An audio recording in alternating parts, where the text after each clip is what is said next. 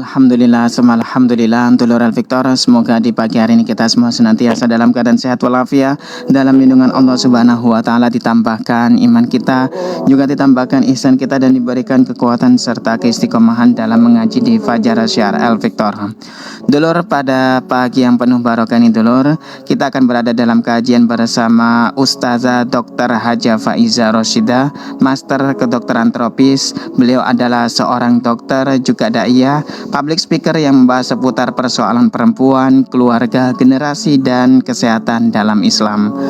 Anda juga nanti bisa bergabung dulur dengan kami di 081 234 939390, atau Anda bisa ikuti kajian pada pagi hari ini melalui live streaming Instagram Radio El Victor dan aplikasi streaming Radio El Victor yang telah tersedia di Play Store. Baik dulur El Victor, beliau juga telah hadir di studio. Mari kita sapa beliau bersama. Assalamualaikum warahmatullahi wabarakatuh, Ustazah. Waalaikumsalam warahmatullahi wabarakatuh. Alhamdulillah, sehat walafiat hari ini, Ustazah. Alhamdulillah sehat Mas Ishak. Semoga Mas Ishak dan keluarga, juga dulur-dulur El Victor semuanya beserta sekeluarga dalam keadaan sehat walafiat, tidak kurang satu apa. Amin. Semoga kita semua mendapatkan keberkahan dari Ramadan ini. Amin ya Allah, amin, Masya Allah. Baik Ustazah, pada pagi hari ini ya, kira-kira nanti kita akan membahas dengan topik mendekatkan generasi pada Al-Quran. Ya, ini momentumnya lagi nuzulul Quran kan Mas Ishak ya. Masya Dan Allah. Ramadan itu juga disebut dengan Syahrul Al-Quran ya. Salah satu julukan dari Ramadan adalah bulan Al-Quran ya. Seperti yang disampaikan oleh Allah di dalam surat Al-Baqarah ayat 185 itu ya.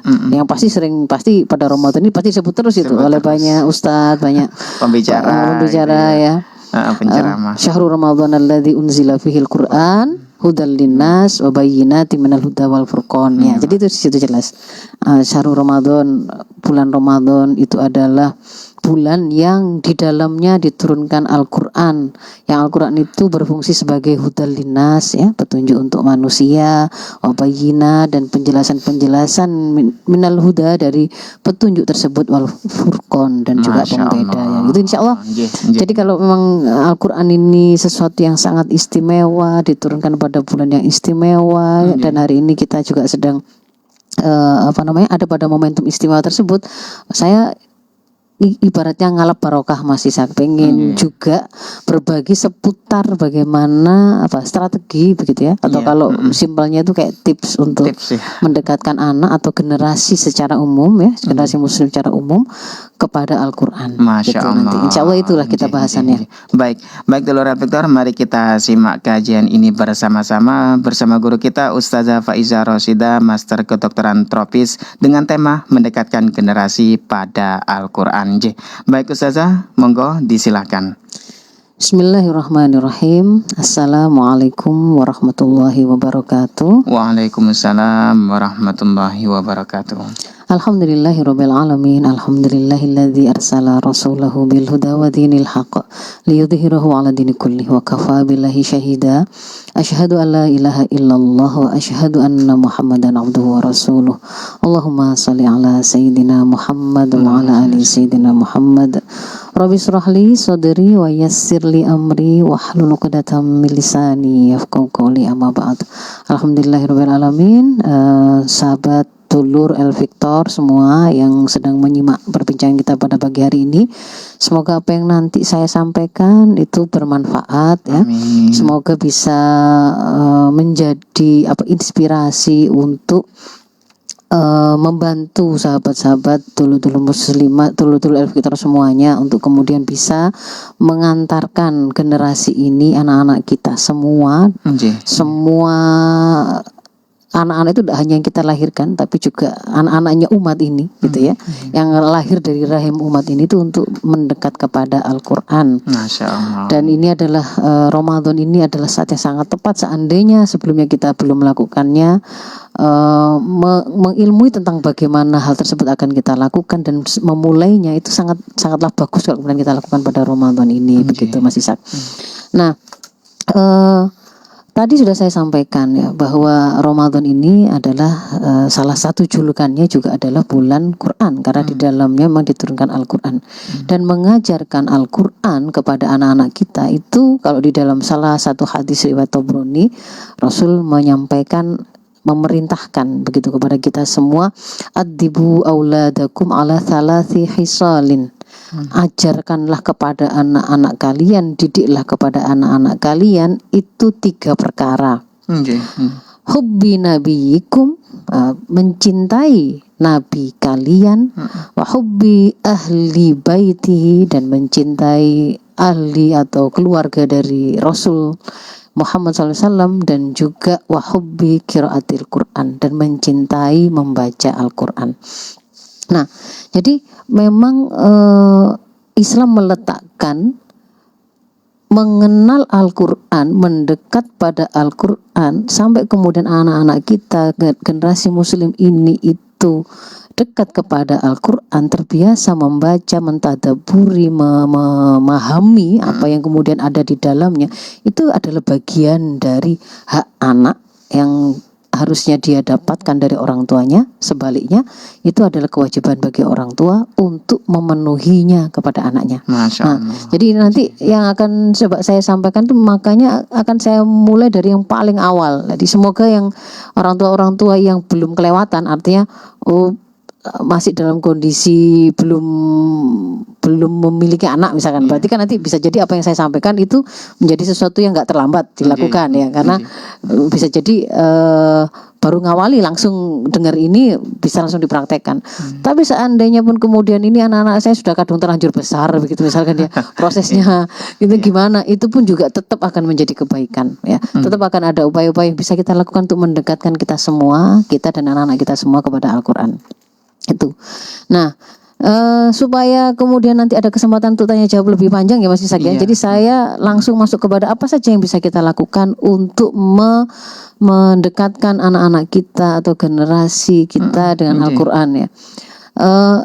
Yang pertama itu sebelum bicara ke strateginya ya, semua dari kita, orang tua, guru, siapapun kita itu harus memahami bahwa Al-Quran itu bukan, dia nggak sama dengan buku-buku yang lain begitu ya.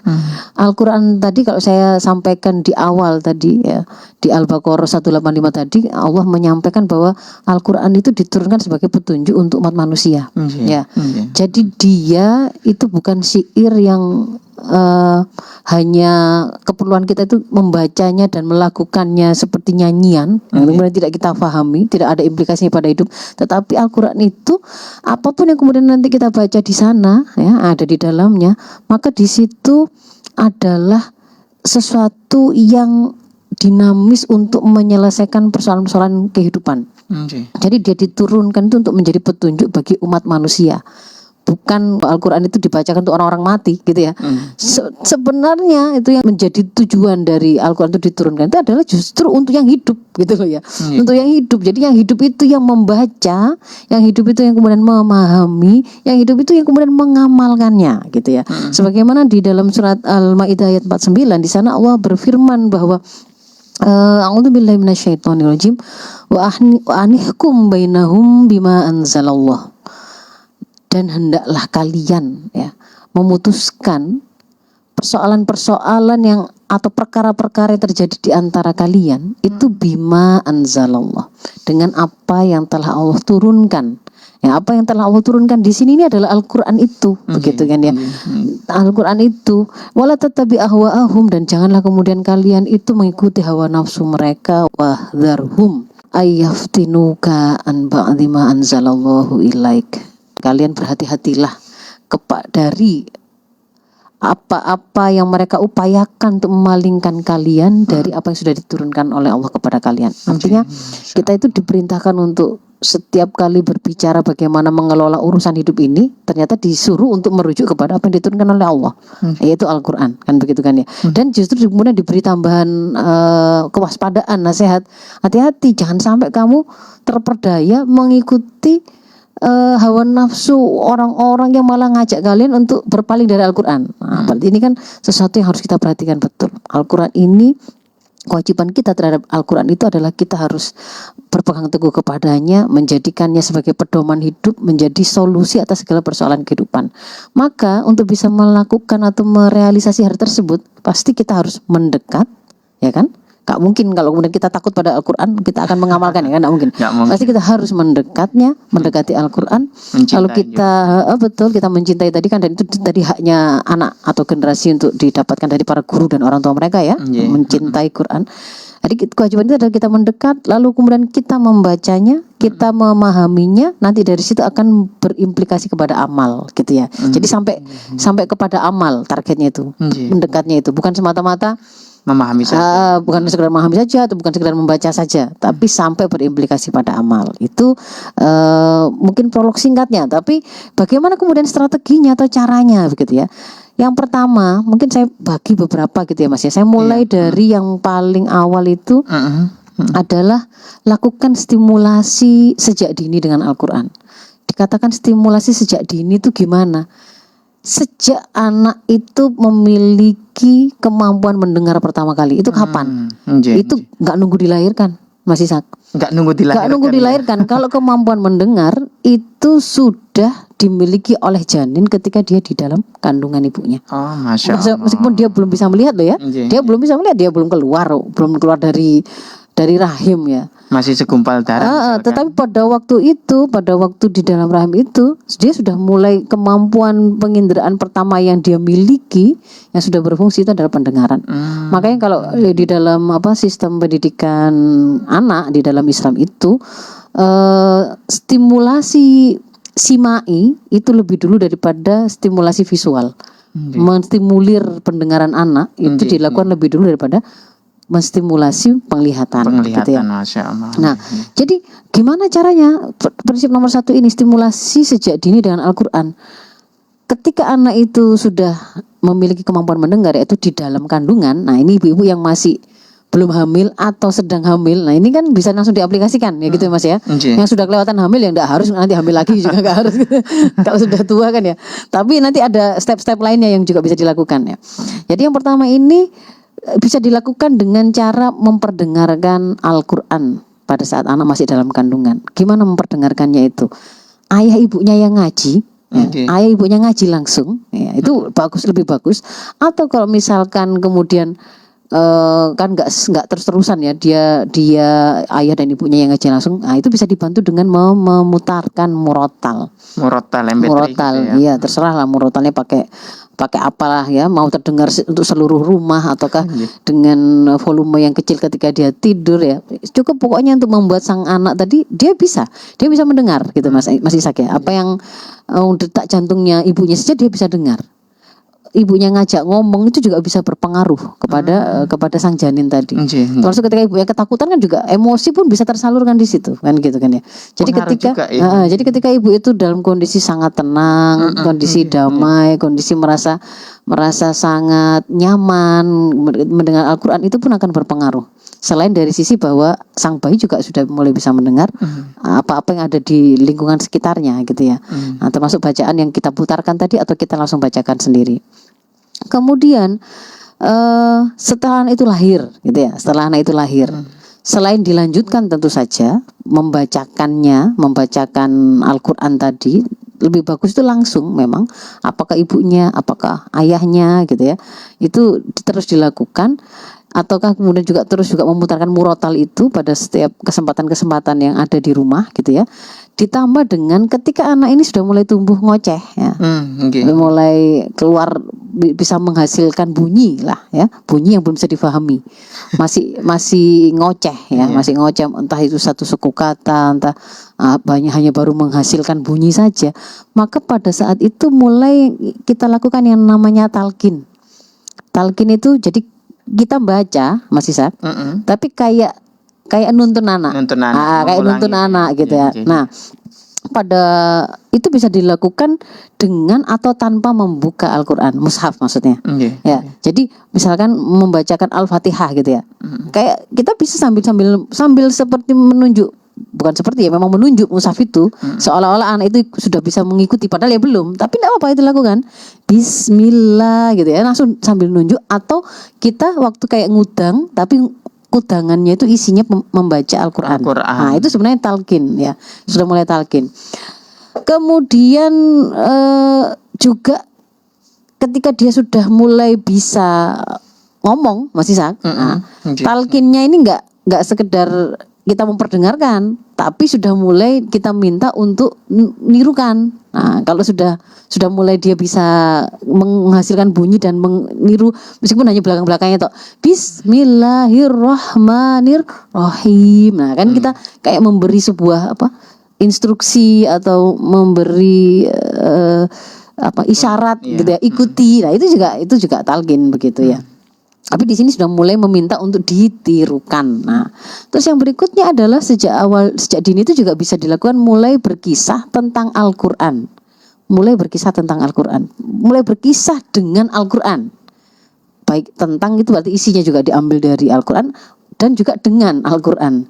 Nah, ini bisa dilakukan dengan atau tanpa membuka Al-Qur'an, Mas Ishak. Misalkan kalau mau menceritakan kisah-kisah Nabi, mau pakai buku-buku komik yang kemudian di situ ada cuplikan 1 ayat atau 2 ayat yang diceritakan, ya bisa. Atau kalau mau memang pengaruhnya itu lebih kuat lagi, ini pengalaman saya pribadi, itu buka Quran saja, langsung pakai Quran. Jadi anak itu akan melihat loh, oh ternyata huruf-huruf itu bisa dibaca, ada artinya, ada ceritanya.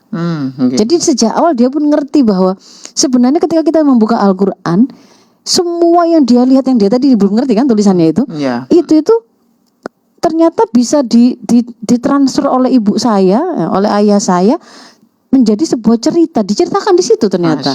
Saya belum ngerti sih, tapi ibu saya sudah ngerti gitu. Nah, itu akan punya pengaruh yang luar biasa. Jadi Al-Qur'an itu bukan sesuatu yang nggak bisa difahami gitu, tetapi dia itu bisa difahami dan yang pemahaman yang diberikan itu menarik. Apa saja sesuatu yang saya butuhkan, sesuatu yang saya senangi gitu, mulai dilakukan itu sejak dini. Lalu yang kedua ciptakan lingkungan dan bi'ah bersama Al-Qur'an itu di rumah maupun di mana saja. Gimana caranya menciptakan lingkungan atau bi'ah yang kok selalu bersama Al-Qur'an? Nah, di rumah maupun di mana saja. Yang pertama tentu di rumah itu harus ada Al-Qur'an. Dan Al-Qur'an itu harus ada untuk semua anggota keluarga. Jadi tidak hanya ini Qur'annya bapaknya, nanti kalau anaknya megang nggak boleh, misalnya begitu. Ini punya ibunya. Semua anggota keluarga harus punya Al-Qur'an yang bisa mereka buka. Kalau pengen mereka buka, mereka mau lihat itu, mereka mau membaca itu, mau mempelajari, pengen ngerti, pengen diceritain, dia punya Qur'annya. Harus ada di rumah itu seperti itu. Dan Al-Qur'an itu mudah terlihat oleh anak. Jadi sama seperti posisinya itu sama seperti buku-buku yang juga kita biasa ambil untuk kita bacakan. Dia bukan kemudian tersimpan di lemari yang gitu ya, tersimpan di dalam yang nggak pernah dibuka gitu ya. Mungkin dibukanya pada waktu Ramadan toh enggak gitu. Tapi Al-Qur'an itu memang terlihat ada di mana-mana, mereka bisa lihat. Itu yang pertama. Lalu berikutnya, orang tua dan semua penghuni rumah ya. Ini dimulai dari orang-orang dewasanya, itu harus senantiasa terlihat memiliki kebiasaan dan berkegiatan bersama Al-Qur'an. Nah, jadi selain Al-Qur'an itu memang biasa mereka lihat, mereka juga biasa melihat orang tuanya itu ngambil Quran, membaca Quran, kelihatan kemudian diem mentadaburi gitu ya, serius di hadapan Al-Qur'an gitu. Itu akan juga menjadi sebuah lingkungan atau bi'ah bersama Al-Qur'an. Yang berikutnya masih di nomor 2 ini, sengaja bikin ada majelis kajian Quran keluarga yang sifatnya itu rutin maupun insidental ya di rumah. Misalkan rutin itu kalau mau dibikin ini seperti anak-anak yang kita dongengin Al-Qur'an, berarti kan mungkin waktu mau tidur membacakannya. Pakai Quran juga nggak apa-apa. Jadi kalau mau tidur, pada waktu mau tidur itu kemudian diceritakan isinya boleh. Kalau untuk mempelajari atau membacanya mungkin waktu maghrib misalnya begitu. Ya, antara maghrib. Atau kemudian sedikit disampaikan isinya apa yang tadi dibaca. Itu juga boleh. Jadi mau yang sifatnya kayak formal gitu ya, dalam sebuah majelis yang seperti duduk seperti majelis ilmu, ataukah seperti itu tadi kayak itu sebuah persiapan mau tidur gitu juga boleh gitu ya. Itu majelis kajian Al-Qur'an atau bagaimana dia bisa mempelajari Al-Qur'an. lakukan itu di rumah. Lalu yang berikutnya untuk membuat bi'ah ini, bi'ah bersama Quran dimanapun ini, selalu bawa Al-Quran kemana saja, selalu bawa Al-Quran kemana saja. Terlihat biasa membuka Al-Quran juga di mana saja ketika ada kemungkinan atau kesempatan. Jadi nggak kemudian tertangkap oleh anak yang namanya buka Al-Quran itu hanya di masjid. Karena bisa saja kita itu ngajak anak nanti satu saat pada waktu umurnya sudah cukup begitu ya, 3 tahun mungkin kita pernah akan membawa dia murojaah di taman. Karena kalau anak itu nanti waktu murojaah bosan kalau hanya di dalam rumah saja. Kadang-kadang kita perlu membawa itu, misalkan kalau saya bawa anak itu ke taman flora gitu ya. Nah kalau yang hafalan anak itu tadi itu di surat yang kita nggak hafal kan kita bisa jadi membuka Al-Quran untuk menyimaknya. Itu kan membuat dia juga ngerti, oh ternyata membuka Al-Quran itu bisa di mana saja. Nggak harus di masjid. Nggak harus di masjid. Ketika kemudian nanti misal sambil nunggu, misalkan kita perjalanan safar di atas kereta kah, di atas bis kah, anak juga bisa melihat, oh itu juga bisa ya digunakan untuk ngaji ternyata, membaca Quran atau menceritakan Quran ternyata bisa. Nah itu jadi terlihat berinteraksi selain juga membawa tadi ya, membawa Quran kemana saja dan terbiasa menampakkan membuka Al-Quran dan berinteraksi dengan Al-Quran itu di mana saja. Itu yang kedua ya, tentang bagaimana menciptakan lingkungan dan bi'ah bersama Al-Quran dimanapun dan kapanpun. Lalu yang ketiga, kenalkan dan kokohkan Al-Quran itu sebagai rujukan kebenaran ya, sebagai petunjuk, sebagai solusi persoalan kehidupan. Gimana caranya sampai anak itu ketika tersebut ini kata Allah, Al-Quran mengatakan begini, itu langsung terbentuk mindset pada dirinya. Oh kalau sudah Allah yang bilang berarti saya harus taat, karena itu adalah tuntunan dari Allah, karena itu perintah dari Allah, karena itu petunjuk yang harus saya lakukan. Nah itu gimana? Tentu saja itu diawali dari kebiasaan atau terbiasanya orang tua itu ketika memberikan satu solusi atas persoalan-persoalan yang sehari-hari dialami di rumah tentang anak dan seterusnya, itu dengan menyebut Al-Quran ketika menyampaikan nasihat kah, ketika memberikan solusi persoalan sehari-hari. Jadi misalkan ini saudara bertengkar gitu ya, saudara bertengkar kemudian kita mendamaikan. Nah, lalu kita sebut wasulhu khair, berdamai itu baik. Itu kata Allah gitu. Kita biasakan begitu. Kata Allah di dalam Al-Quran itu ada begini, di dalam surat ini ada penjelasan begini. Nah jadi padahal pada waktu kita sedang memberi nasihat kan, pada waktu kita memberi solusi atas persoalannya. Kalau misalkan ada yang tadi itu loh teman-temanku tuh membuli salah satu teman, gimana bulinya? Dia nyebut gendut, dia itu suka menyerah, gampang menyerah, ndak mau berusaha untuk menyelesaikan nulisnya kayak gitu misalkan, atau pakai panggilan-panggilan yang lain. Nah lalu kita sampaikan, loh itu ndak boleh dilakukan. Kata Allah kan gitu kan ya. Di dalam Al-Quran itu dikatakan janganlah kalian saling panggil memanggil dengan panggilan yang buruk. Janganlah kalian menghina begini-begini. Itu tergantung apa konteksnya pada saat itu. Pokoknya pada waktu kita menyampaikan nasihat, kita memberikan solusi atas persoalan, jangan lupa untuk menyebut Al-Quran. Nah ini kan berarti kan rujukan utama. Rujukannya. Jadi kan akhirnya anak itu terbiasa gini.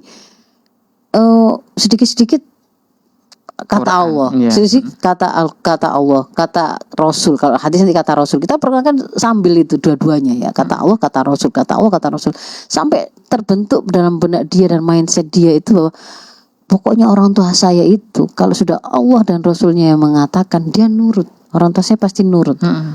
Meskipun saya mengancam, saya akan nangis kalau misalkan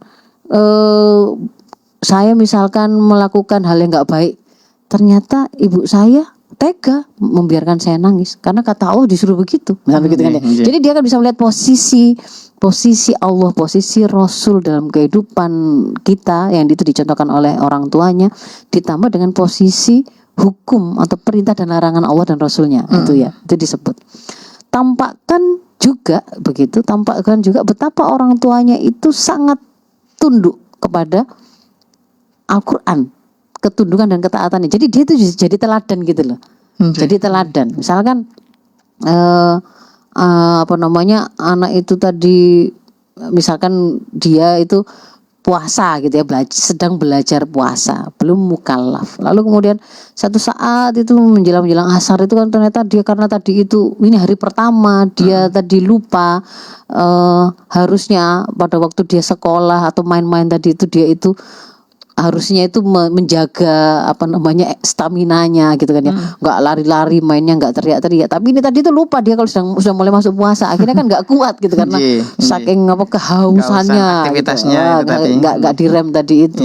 Meskipun sudah dinasehati. Terus kemudian bagaimana? Ketika kemudian kita menyampaikan kalau memang benar-benar nggak kuat, boleh sekarang minum. Tapi ini berarti belum berpuasa, tapi masih berlatih berpuasa. Karena kalau berpuasa harusnya sampai maghrib. Dan pelajarannya adalah gitu kan ya, pelajarannya adalah berarti kalau besok itu pengen kuat, nggak boleh mengulangi yang tadi itu kayak lari-lari, teriak-teriak sampai energinya terforsir, haus di tengah jalan. Nah, loh memang boleh tapi aku nggak puasa. Kita kemudian sampaikan kalau di dalam Al-Quran itu perintah berpuasa itu begini, begini sambil nerangkan kan gitu kan ya. Kalau ditambah dengan hadis itu ada penjelasan anak-anak itu belum wajib, dia itu gak boleh dipaksa begitu, tapi dia harus diajarin untuk belajar berpuasa kan begitu. Nah itu dari situ kan dia kan bisa melihat oh ternyata pokoknya bukan gini, ibu saya pokoknya puasa berarti harus anaknya disuruh puasa, memaksa. Enggak, tapi ternyata ibu saya itu nurut pada kata Allah, kata Rasul gitu loh. Jadi dia akan melihat itu sebagai sebuah teladan ya. Lalu kemudian yang berikutnya adalah untuk yang ketiga ini supaya mengokohkan pemahaman anak bahwa Quran itu rujukan, itu adalah bisa dilakukan dengan menjelaskan, membangun pemahaman anak akan kebenaran Al-Quran gitu ya, akan kebenaran Al-Quran dan kemampuannya untuk menjawab semua pertanyaan. Jadi ada kalanya anak itu bicara tentang persoalan apa, kita kemudian tunjukkan, oh di Al-Quran itu ada. Satu saat kemudian kita membicarakan tentang persoalan bahkan itu jauh dari urusan dia misalkan.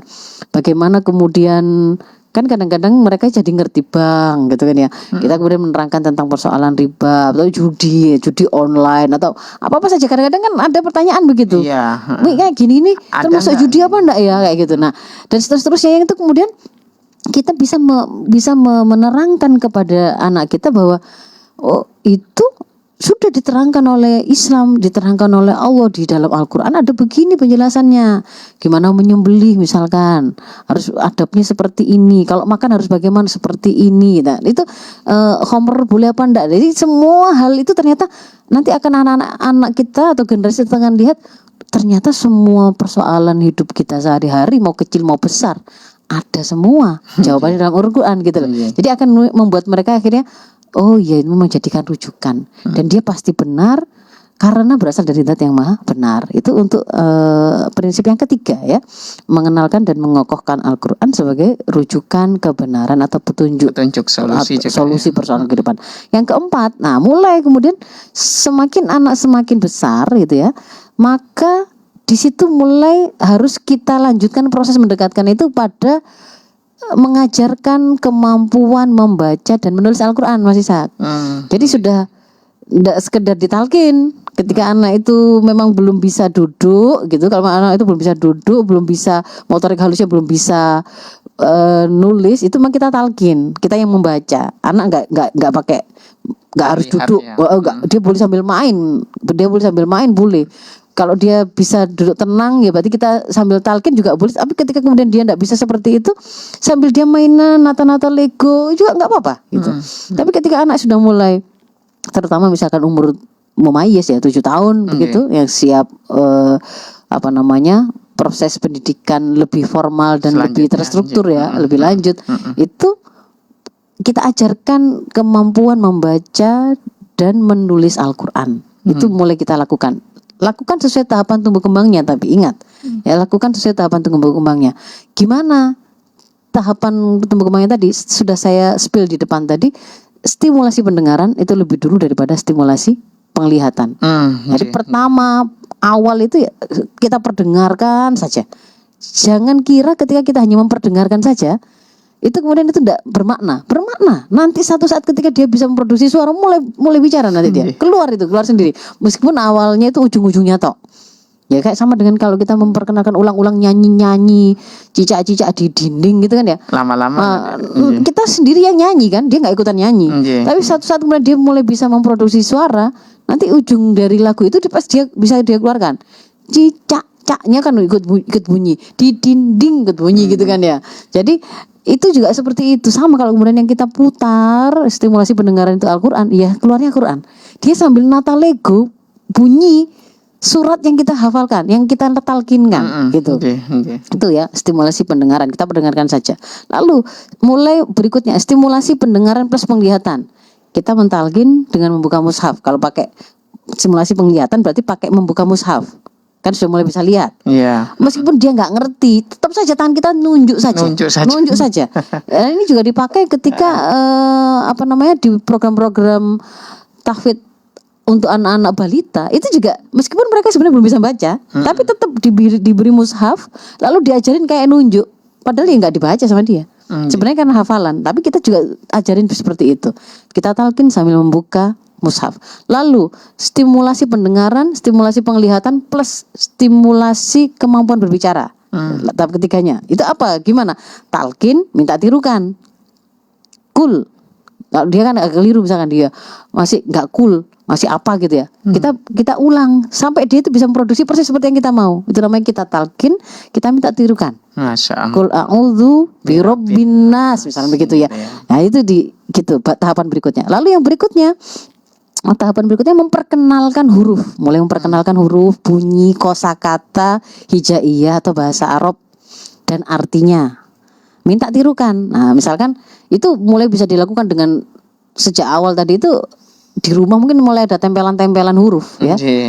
Yang apapun hijaiyah itu yang mungkin sebelumnya itu enggak secara khusus kita ajarkan untuk dia melihat dan membaca, sekarang sudah harus diperkenalkan itu. Kalau memang sudah tahapannya. Ini namanya alif.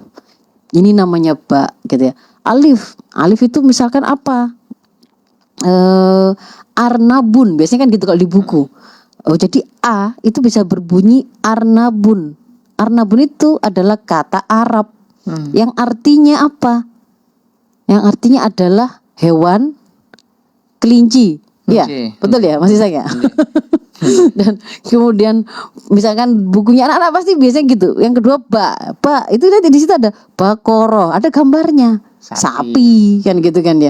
Nah, ada gambarnya sapi. Jadi bakoro. Jadi di sini dia kenal huruf ba, dia mendengar suara, dia mengerti itu satu kata dan artinya, dan itu bahasa Arab. Dan itu nanti sebenarnya sama dengan yang ada di Quran. Nah, Baqarah, satu saat kita membaca suratul Baqarah ada kata-kata Baqarah. Loh, Baqarah Mi ya? Iya. Sapi. Jadi seperti yang di bukunya itu gitu. Ternyata di Quran juga ada. Oh, berarti bahasa Quran itu bahasa Arab. Nah, itu mulai ngerti dia. Lalu yang berikutnya, nah ini mulai tulisan. Jadi membaca itu lebih dulu, memahami itu lebih dulu ketimbang menulis. Kalau menulis persoalannya itu ada kaitannya dengan skill motorik halusnya, kemampuan duduknya, bertahan lamanya itu jadi beda gitu ya. Jadi yang berikutnya adalah memperkenalkan cara menulis, menstimulasi kemampuan menulis. Ini ada banyak latihan sebelum dia diperkenalkan menggerakkan pen. Ya itu kan tangannya harus dilatih meremas kertas, lemes lah. Gitu memindahkan manik-manik, mencetak-cetak pasir malam. Nah, seperti itu. Lalu setelah kemudian semakin anak itu sudah bisa membaca dengan baik gitu ya, mendengar dengan baik, sudah mulai ngerti, itu baru kemudian kita perkenalkan program membaca dan menulis Al-Quran secara lebih intensif, terstruktur. Misalkan pakai qiraatika, pakai tilawatika, pakai metode Umi yang gitu loh, yang ada bukunya itu. Nah, di situ kan kemudian mulai kita bantu dia mengerti bagaimana membaca tartil. Ada iramanya. Karena nanti itu juga irama itu akan memudahkan juga untuk menghafal. Nah, keistiqomahan ketika ibunya baca surat itu nadanya begitu, bapaknya begitu, yang diputarkan murotal juga begitu, itu mempercepat. Daripada lagunya beda-beda gitu ya. Iramanya beda-beda. Ini dengan tartil. Lalu udah mulai kita terkenalkan dengan tajwid, makhorijil huruf gitu kan ya. Jadi termasuk juga bagaimana kemudian lebih lanjutnya adalah apa yang dia baca. Apa yang dia baca itu nanti ya Mas Ishak ya. Kalau kalau yang saya ceritakan sampai di yang terakhir ini itu anak balita pun sudah bisa. Anak balita umur 5 tahun begitu. Jadi ketika kemudian dia membaca Quran, dia justru akan apa, curiosity-nya itu apa, keingintahuannya, rasa ingin tahunya itu akan membuat dia tuh bertanya, nanti jelaskan loh ya ini apa gitu ya. Ini apa artinya Mi? Ini ceritanya tentang apa? Dia enggak mau kalau cuma baca tok. Karena dia tahu bahwa sebenarnya saya baca yang tadi dikoreksi cara mengeluarkan hurufnya, memproduksi suara hurufnya tadi itu sebenarnya ada artinya kan? Saya tahu kalau ada artinya gitu. Makanya saya pengen tahu ini apa, menceritakan tentang apa. Nanti diceritakan dulu ya kayak gitu. Itu akan dilakukan oleh sang anak. Jadi bukan yang ada itu hidup interaksi dia dengan Quran. Bukan kayak dipaksa kayak duduk terus dia nggak menikmati gitu loh. Jadi apa yang dia baca juga dia nggak ngerti kayaknya, gitu ya. Lalu yang kelima ya, strategi yang kelima, alokasikan waktu dan jadwal khusus untuk Al-Quran bersama keluarga. Jadi harus ada waktu di mana seluruh anggota keluarga itu membaca dan mempelajari Al-Quran. Seluruh anggota keluarga terlibat. Jadi tadi yang saya contohkan misalkan tadi mau pakai setelah maghrib atau mau begitu. tidur gitu. Iya. Jadi kalau misalnya kalau saya dulu masa kecil saya keluarga besar ya, 6 bersaudara. Itu pasti ada memori itu setelah maghrib itu kami semua pasti ngaji sendiri-sendiri dengan Qurannya sendiri-sendiri, puanter begitu ya. Dan di situ orang tua mengawasi gitu kan, mana yang salah mana yang enggak. Tapi itu prosesnya kan setelah sudah anak-anak sudah mulai besar dan sudah mulai bisa membaca sendiri. Kalau sebelum bisa membaca sendiri ya pasti ada istilahnya, ada satu-satunya, ada kayak setor satu-satu, jadi guru satu, murid satu gitu ya, untuk bisa kemudian memastikan yang dia baca tadi caranya benar dan seterusnya ya. Tapi yang jelas itu tadi penekanannya di sini itu harus ada waktunya yang dialokasikan. Lalu yang kedua, usahakan ada jadwal harian untuk ganti membaca Al-Quran, bergantian membaca Al-Quran sambil mengoreksi. Kalau anak ini sudah mulai besar, sudah bisa baca Quran, ada waktu, ada jadwal, selalu setiap hari itu ada jadwal membaca Al-Quran dan gantian mengoreksinya, anak dan orang tua. Kadang bapaknya yang baca, anak yang menyimak. Kadang-kadang kan dia capek membaca, dia merasa capek gitu ya. Baik kalau gitu sekarang Umi yang baca, kamu yang lihat salahnya sampai di mana gitu kan ya. Kita tidak pakai nunjuk. Qurannya mungkin hadap ke anak. Kita kebalik pun bisa baca gitu kan ya. Nah, nanti kemudian saya mana coba? Sudah kita baca sampai mana? Oh iya masih ngikuti berarti kan gitu kan ya. Jadi kayak gitu, atau sebaliknya. Nanti ketika misalkan anak sudah dalam program menghafal pun itu juga gitu, murojaah itu juga nggak harus anak yang bunyi kita yang nyimak. Bisa saja kita yang bunyi, anak yang menyimak. Begitu ya. Lalu harus ada momentum atau waktu khusus menjelaskan isi Al-Quran ya. Ini boleh dilakukan orang tua sendiri kalau memang punya kemampuan itu, atau boleh juga kita mendatangkan guru. Jadi kalau orang tua yang tapi saya kok kayaknya untuk melakukan yang itu tadi kok semuanya nggak bisa ya Ustazah ya. Kalau gitu datangkan guru. Kalau orang tua sama-sama nggak bisa ya dengan anak belajar bersama-sama bareng.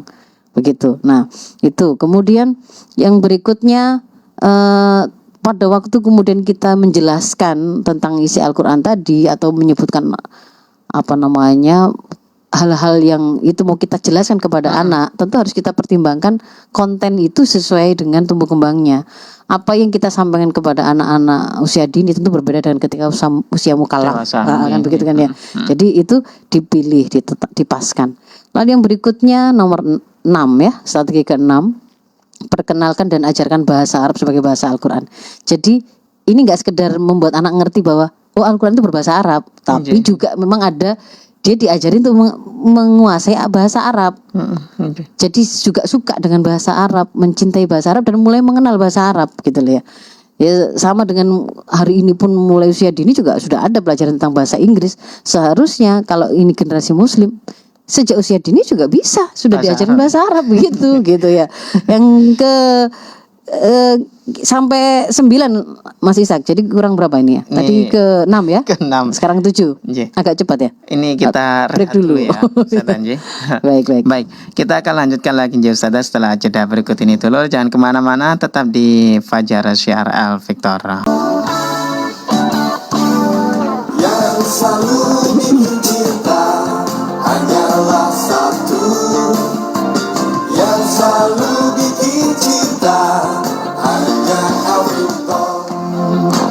baik dulur Al-Victor, kita lanjutkan kembali dulur ngaji kita bersama Ustazah Dr. Faiza Rosyida, Master Kedokteran Tropis. Baik Ustazah, kita lanjutkan atau kita terima pesan dari dulur-dulur Al-Victor? Ya monggo. Nggih. Ternyata saya menyiapkan ada 11 item masih sakit. Jadi tadi sudah berapa? Masih 6 ya, masih 6 ini ya. Nggih. Mau buka telepon dulu atau gimana? Ya boleh Ustazah. Ini Ya, sudah masuk beberapa pertanyaan dari dulur Al-Victor. Ada dari Bapak Edi ini ya di Waru. Assalamualaikum warahmatullahi wabarakatuh Ustazah, dari Bapak Edi di Waru. Bagaimana kalau sekarang dikit-dikit ibunya HP-an? Jadi anak selalu lihat, bahkan kadang anak berontak. Aku nggak boleh HP-an kalau kok ibu HP-an terus ya. Maaf, minta solusinya mumpung ibunya lagi mendengarkan gitu ya. Nunut ini ya, nunut nuturi ya. Betul. Ya, jadi bahwa kalau kemudian ingin anaknya terbiasa dan mudah dan ringan membuka Al-Quran, ya di orang tuanya juga harus terbiasa. Memang tadi seperti di item nomor berapa tadi saya sampaikan, memang terbiasa terlihat berinteraksi dengan Al-Quran di rumah itu. Ciptakan lingkungan gitu ya. Iya, ciptakan lingkungan bi'ah yang terbiasa dengan Al-Quran. Nah, kalau kemudian ini sekarang banyak HP-annya, ya berarti itu akan menjadi teladan. Berarti dia sedang memberi teladan bagaimana anak supaya juga terikat hatinya dan perhatiannya pada HP. Nah, jadi kalau memang ingin merubahnya ke arah Quran, ya diganti memang kebiasaan tersebut. Itu ya cuman itu, nggak ada solusi lain. Iya. Ada. Masa kemudian kecuali begini, bahwa anak itu juga tahu bahwa Al-Quran ketika kita buka HP itu juga ada kalanya itu membuka Al-Quran. Ada kalanya itu kemudian bagian kita untuk mempelajari Al-Quran gitu ya. Kadang-kadang kita menerangkan Al-Quran pun bisa juga dengan HP gitu. Saya juga pakai itu. Bahkan pernah juga saya pakai HP itu untuk membuat konten memahami Al-Quran bersama anak saya misalnya begitu. Jadi kita syuting nanti kita upload itu di channelnya dia begitu. Jadi itu juga akhirnya kan anak tahu bahwa HP itu memang juga bisa dipakai untuk apa, itu dari apa yang kita tampilkan, kita tunjukkan. Kalau yang diketahui oleh anak HP itu dipakai oleh orang tuanya hanya untuk ngegame atau kemudian belanja, ya dia akan mengenali HP itu untuk begitu. Tapi kalau kemudian bahwa HP itu kadang-kadang boleh dipakai untuk lihat film kartun YouTube atau kemudian pelajaran tertentu, tapi kemudian juga bisa dipakai itu untuk yang lain-lain, kebaikan. Nah gitu ya. Tapi kalau saran saya, sebelum anak itu dekat dengan bi'ah, dengan lingkungan yang terbiasa membuka Al-Quran, ya Al-Quran itu harus lebih sering terlihat keleleran dan dibuka gitu daripada HP-nya gitu. Itu ya mungkin ya. Baik. Sambil lanjut dulu ya. Nomor 7 ya. Nomor 7. Nah, kalau anak tadi sudah siap untuk menghafal Mas Ishak, itu harus mulai ada namanya, memang nomor 7 itu target menghafal setiap hari. Meskipun hanya 1 ayat gitu ya. Meski hanya beberapa ayat. Di situ itu terangkan kepada anak keutamaan menjadi penghafal Quran. Ada banyak itu penjelasan tersendiri. Dan ketika Al-Quran mengatakan Iqra bismi rabbikal katakanlah bacalah di dalam surat Al-Alaq itu. Maka sebenarnya di dalam perintah membaca itu kan sebenarnya ada perintah menghafal, karena pada saat Rasul disuruh membaca itu bukan membaca mushaf. Ya, memang menghafal, mengulangi apa yang dituntunkan, ditalkinkan oleh malaikat Jibril, itu kemudian dihafalkan oleh beliau, disampaikan lagi. Jadi demikian juga para sahabat juga menghafalnya ketika membaca itu sebenarnya bukan membuka mushaf, karena mushaf kan baru ditulis dan dibukukan itu nanti setelah pada waktu masa Utsmani gitu kan, yang mulai dikumpulkan di bukan Utsmani, Khalifah Utsman. Nanti kalau Utsmani kan jadi Khilafah Utsmani. Ya, lain. Nah, itu kan memang menghafal. Jadi membaca di situ, kalau misalnya ada yang mengatakan, "Loh, kenapa mana perintahnya disuruh menghafal?" Ya ketika turun perintah membaca Quran itu sebenarnya itu menghafal sejak awal itu gitu kan ya. Maka kita berusaha untuk bisa menghafalkan Quran. Seberapapun target yang bisa kita realisir ya. Harus ada target menghafal. Minimal kan untuk kita pakai untuk sholat Iya. untuk kemudian Ngimami gitu. ya gitu ya. Kalau bisa ya ditambah gitu ya. Iya. Kemudian yang berikutnya nomor berapa? 8 ya. 8. 8 ini kita bisa mengajak anak-anak tadi atau generasi ini ke acara-acara Islam yang bersinggungan dengan Al-Qur'an. Kalau biasanya kalau Ramadan begini nih ada banyak nih Mas Ishak Kema takbir gitu ya. program-program yang itu bersinggungan dengan Al-Qur'an. Bahkan misalkan kayak mendongeng bersama Al-Qur'an bersama boneka-boneka gitu loh. Itu juga ada banyak itu ditawarkan untuk anak-anak di sekolah gitu ya. Atau misalnya pondok-pondok Ramadan di situ dikenalkan nanti menghafal, targetnya pondok Ramadan 2 hari menghafal 1 surat sampai gitu kan ada. Nah, kayak begitu-gitu kita bawa ke sana.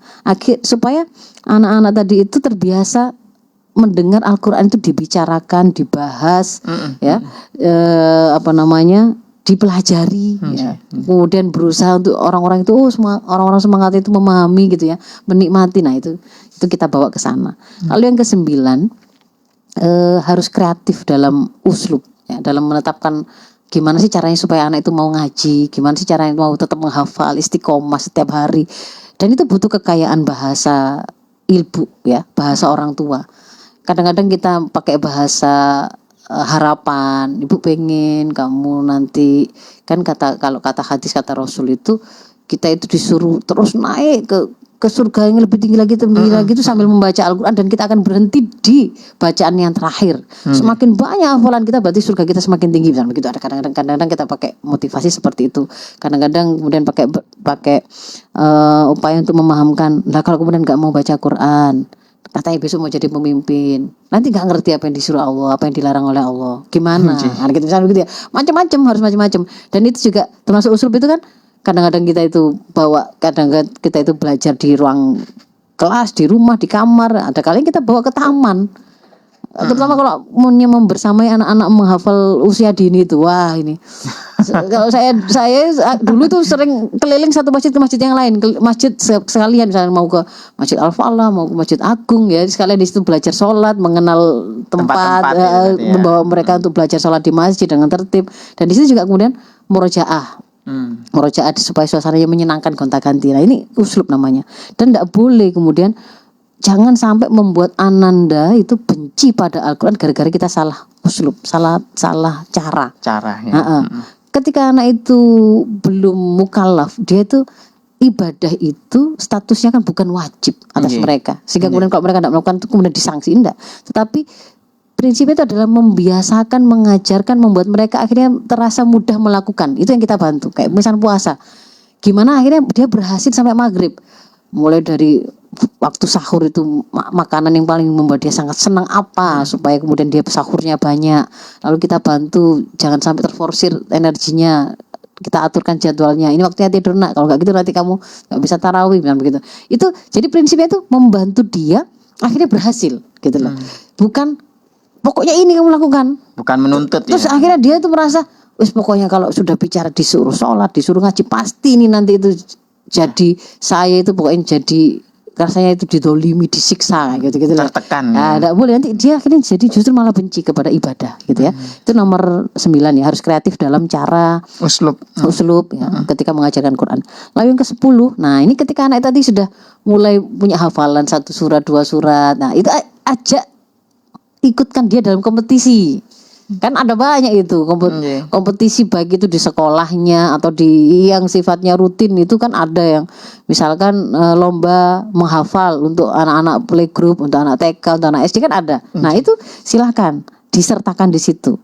Jadi tapi jangan ini ya jangan itu target orang tuanya gitu ya. Jadi itu ambisi orang tuanya, bukan yang kita inginkan itu adalah dia itu jadi ketemu dengan ada banyak anak-anak juga loh yang menghafal seperti kamu, sama-sama memotivasi ya. Dan kemudian kalau kemudian berani, kalau di rumah kan sudah pinter, sekarang biar didengarkan oleh orang lain. Nah, dinilai ada guru, ada ustadz. Nah, itu jadi dia akan dapat tambahan ilmu, dia akan dapat tambahan circle, dia bisa dapat situasi yang baru. Ya, juga menantang, dia juga belajar. Kalau misalnya kalah, kan di situ juga kita bisa ngasih pelajaran. Enggak masalah. Yang penting kan sudah ikut itu tadi itu sudah kebaikan luar biasa kayak gitu ya. Itu yang ke-10. Ya, yang ke-11 tetap pastikan mereka memiliki waktu bermain dan kesenangan ya. jangan kemudian membuat mereka itu stres gitu Stres gara-gara gara-gara Al-Quran itu tidak boleh. Pokoknya prinsipnya ketika mengajarkan anak ibadah itu bukan dengan membuat mereka akhirnya muncul kebenciannya, karena nanti ketika mereka dewasa mereka mulai berani menantang atau membangkang orang tuanya.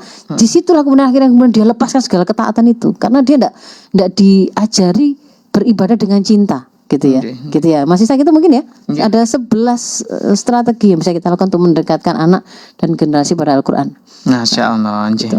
Ini karena waktunya juga habis ini Ustaz tadi. Sudah tidak bisa menerima ini telepon? Iya, satu aja ya mungkin ya. Iya, silakan. Dijawab dengan singkat ya Ustaz Anji. Ya, Assalamualaikum warahmatullahi wabarakatuh. Assalamualaikum Ibu. Waalaikumsalam warahmatullahi wabarakatuh. Nji. Monggo Ibu Vira Surabaya. Sehat. Alhamdulillah sehat. Ya, alhamdulillah. Ini mau izin bertanya. Yang pertama, terkadang kita sudah membiasakan, ya, dari orang tua sudah memberikan contoh atau teladan, gitu ya. Di setiap saat juga, kemanapun kita juga membawa Al-Quran di rumah juga tingkelelar dan kita membiasakan Membuka membaca berinteraksi. Al-Quran juga sebagai orang tua. Tapi terkadang itu anak itu ya, usia anak saya laki-laki SMP dan SD kelas 6, SMP kelas 1 dan SD kelas 6. Nah, di sini saya juga mengalami permasalahannya itu gitu. Dia tuh bilang begini, sering kalau misalnya bicara sama mama yuk gitu ya.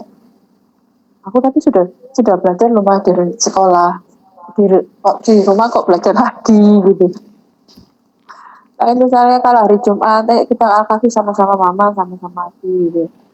Tapi kan di sekolah aku juga membaca juga sama-sama ustaz, sama-sama teman-teman juga mah gitu kan. Jadi agak apa gitu loh. Nah, pertama. Terus yang kedua, mohon maaf. Ini kalau saya memanggil anak-anak itu kan saya nggak usahakan untuk berteriak. Ya. Semakin misalnya 3 kali, maka ketiga kalinya tuh saya akan pelankan. Nah, itu anak-anak itu kok nggak begitu respon ya Ustazah. Misalkan saya panggil gitu, anak ganteng, anak pintar, anak saleh kesini dong gitu. Gitu belum ada respon. Baik. Agar bisa supaya tidak ada teriakan juga bisa sikap saya ya. Bisa merespon 1 atau 2 kali, nggak sampai lebih dari 2. Baik. Matur nuwun. Mohon maaf. Assalamualaikum. Assalamualaikum. Kalau untuk pertanyaan pertama tadi sebenarnya sudah masuk dalam apa yang saya terangkan tentang ketika membersamai Ananda itu memang butuh kekreativitasan dalam uslub untuk membuat mereka dan membantu mereka bisa istiqomah. Jangankan yang anak-anak gitu ya. Yang orang dewasa saja itu juga ada kalanya bosan apa enggak? Ada kalanya capek apa enggak? Situasi setiap harinya, jamnya itu kan juga ganti-ganti, beda-beda situasinya. Kadang-kadang dia sedang sakit, kadang-kadang dia sedang banyak pikiran atau mungkin di sekolah ada kejadian apa. Artinya apa? Kita tetap memahami bahwa sebenarnya yang harus atas diri mereka itu kan berusaha untuk mendekat pada Al-Quran ya, berusaha untuk tetap istiqomah, dan itu yang kemudian akan kita bantu. Kita bantu suasananya, kita bantu menyiapkannya, kita bantu apa saja kondisi yang dibutuhkan untuk membuat mereka terasa ringan. Tapi itu pun ya tetap saja bisa jadi memang kadangkala ya terasa berat begitu, karena istiqomah memang sulit ya. Istiqomah itu memang sesuatu yang berat gitu loh. Dan kita juga harus memahami bahwa anak-anak kita itu belum mukallaf, sehingga tadi caranya itu bukan memaksanya tetapi nyari cara-cara lain yang kemudian bisa membuat mereka akhirnya keluar antusiasnya lagi. Bisa berkaitan dengan persoalan reward ya, mungkin satu saat perlu kita tambah di situ ya. Kalau biasanya rewardnya itu hanya pelukan, sekarang ditambah dengan nanti setelah ngaji boleh beli es krim lah, misalnya apa gitu ya. Misalkan seperti itu, atau kita boleh jalan-jalan kemana Atau kita mau murojaah ke sini tak sekalian tak, begitu-begitu dan seterusnya ya. Jadi itu persoalan kekreativitasan dan memang kesabaran, butuh kesabaran dari orang tua atau guru. Lalu untuk yang kedua, yang pertanyaan kedua tentang panggilan tadi itu gini. Ini sebenarnya bisa jadi kita bahas di lain waktu dalam bahasan tersendiri. Tapi prinsipnya itu seperti ini loh. Sebenarnya anak itu akan melihat bahwa ucapan orang tuanya itu bermakna, itu memang tegas, nggak bisa ditawar. Itu ya dari sebuah proses sehari-harinya, gitu loh. Ini nggak masalah keras atau tidak keras. Tegas itu nggak masalah keras atau tidak keras. Tetapi tegas itu adalah ketika memang itu sudah disampaikan, komitmen atas apa yang disampaikan itu memang benar-benar dilakukan. Jadi kalau misalkan sudah disiapkan buku-bukunya untuk besok, begitu. Kalau kemudian tidak disiapkan, besok ketinggalan loh ya. Dan ibu nggak akan bantu gitu. Kalau pada waktu awal itu kita bantu, tapi kemudian ketika sudah kita sampaikan, kalau kamu sampai tidak siapkan sekarang, besok kamu akan ketinggalan. Kita biarkan, tidak terus ada sudah sempat ngancam-ngancam, nanti nggak akan ibu bantu. Tapi faktanya tetap saja ketika anak itu tidak nyiapin, ibu ya tetap melakukan mengcovernya gitu ya, menyiapkannya, ngerjakan PR-nya atau menyiapkan apa yang jadi tugasnya dia. Nah yang kayak gitu itu akan membuat anak juga belajar tentang ketegasannya tadi itu, kekomitmennya orang tua sih ndak ini omongannya sama yang dilakukan itu ndak sinkron gitu loh. Faktanya kalau kemudian saya itu dipanggil, saya ndak segera datang juga nggak apa-apa. Nggak ditinggal kok, nggak ada kerugiannya. Tunggu, atau kemudian saking kebiasaan orang tua itu panggilannya itu seperti dia memposisikan memang kurang bermakna dan sehingga sangat bermudah-mudah melakukan pengulangan. Oh ya selesai ya habisnya. Jadi kalau semakin sering kita itu mengulang-ulang nggak ada keperluan gitu ya, itu nanti juga anak akan belajar. Memang nggak, nunggu diulangi sampai 3 kali panggilannya, 4 kali biasanya baru marah. Dia akhirnya nunggu itu dan nunggu ke satu. Tapi kalau kemudian anak sudah merasa sejak awal itu tahu bahwa kalau Umi sudah memanggil seperti ini, itu sudah datang.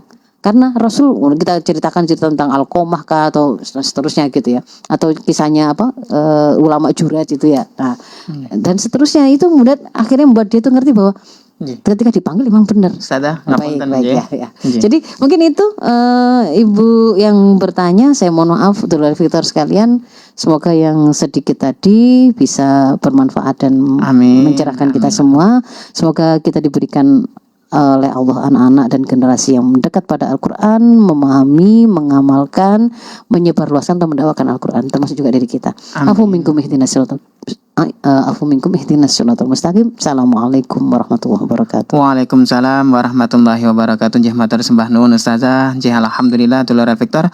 Mudah-mudahan dari apa yang disampaikan kita semuanya mendapatkan berkah dan manfaat dan juga ridha Allah Subhanahu wa taala. Dulur, usai sudah perjumpaan kita di Fajar Syarel Victor hari ini. Terima kasih atas kebersamaan Anda. Ihdinas siratal mustaqim. Wassalamualaikum warahmatullahi wabarakatuh.